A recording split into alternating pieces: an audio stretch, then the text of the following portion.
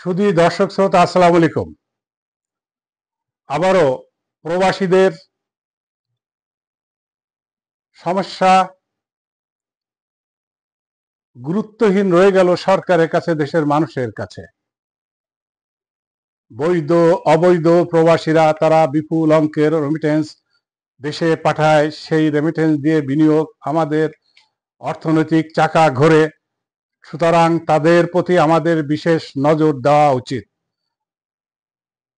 Donald Trump 30 জন গতকাল আবার অবৈধ কাগজপত্র দিয়ে অভিবাসন মামলায় তাদেরকে ফেরত পাঠিয়েছে। আমরা পূর্বে এটা নিয়ে আলোচনা করেছি যে দেশের যে সমস্ত প্রবাসীরা বিদেশে থেকে আয় রোজগার করছে, রেমিটেন্স পাঠাচ্ছে, তাদের জন্য বিশেষ একটা ব্যবস্থা সরকারের পক্ষ থেকে নিতে হবে। এক, তাদের জন্য প্রতিটি এম্বাসিতে একজন বিশেষ কর্মকর্তা নিয়োগ করতে হবে তাদের ডকুমেন্টেশনের জন্য। যদি কারোর কাগজপত্র শর্ট কিছু থাকে, অবৈধ থাকে, সেটা বৈধ করার জন্য যা যা করণীয় সার্বিক সহযোগিতা করে তাদেরকে বৈধ করে আয় রোজগার করার ব্যবস্থা করে দিতে হবে। ডোনাল্ড ট্রাম্প খ্যাপাটে টাইপের মানুষ, পাগলাটে টাইপের মানুষ। তিনি যা বলেন তাই করেন, আমেরিকান ফার্স্ট। এবং তিনি বলেছিলেন বিদেশিদের অবৈধ অভিবাসন যারা গ্রহণ করছে এখানে, তাদেরকে এদেশে থাকতে দেওয়া হবে না। তাই করা হচ্ছে।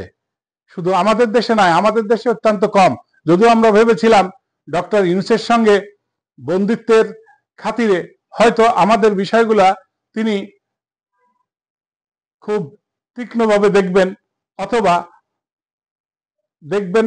এবং ডোনাল্ড ট্রাম্প তার তীক্ষ্ণ নজর এভাবেই থাকবে যে ডক্টর ইউনূস আমেরিকার একটা বিশেষ বন্ধু, সুতরাং তার নজরটা থাকবে, বাংলাদেশকে একটু বিশেষ সুবিধা দেওয়া যাবে এমন আশা আমরা করেছিলাম ট্রাম্পের কাছ থেকে। কিন্তু বাস্তবে সে ধরনের কিছু আমরা দেখছি না। শুধু আমাদের দেশে তাই নয়, এখানে কি রাজনীতিবিদদের কিছু করণীয় নাই? এখন এই রাজনীতিবিদদের নড়ে চড়ে রাখতে হবে, লিডারদের নড়ে চড়ে বসতে হবে।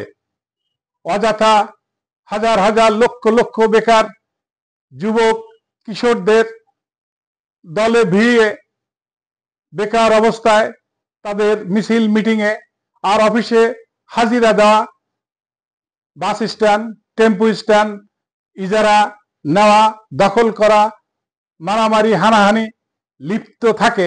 এর থেকে তাদেরকে একটা প্রশিক্ষণের ব্যবস্থা করে, বিদেশে চাহিদা আছে যে ধরনের কাজে, সেই প্রশিক্ষণ দিয়ে তাদেরকে যদি আমরা তৈরি করতে পারি, তাহলে দেশের যেমন উন্নতি হবে, অন্য দেশে বেকার সমস্যা আমরা দূর করতে পারবো।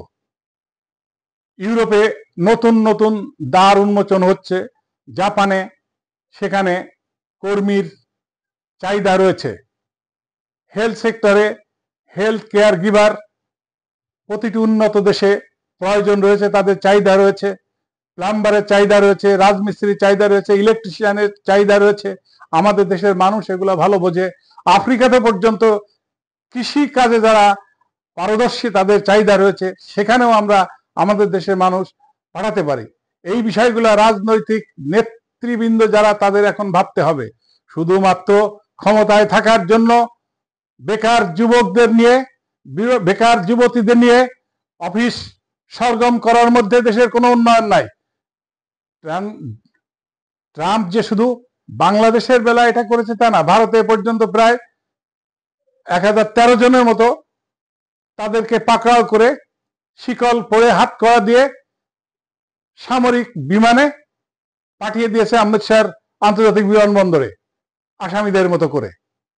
সে অবস্থা থেকে পরিত্রাণ পেতে হলে সকল দেশের যেমন নতুন করে ভাবতে হচ্ছে যে ট্রাম্পের সেখানে সুযোগ সুবিধা নিতে গেলে বৈধতা ছাড়া অবৈধভাবে কোনো কিছু পাওয়া যাবে না।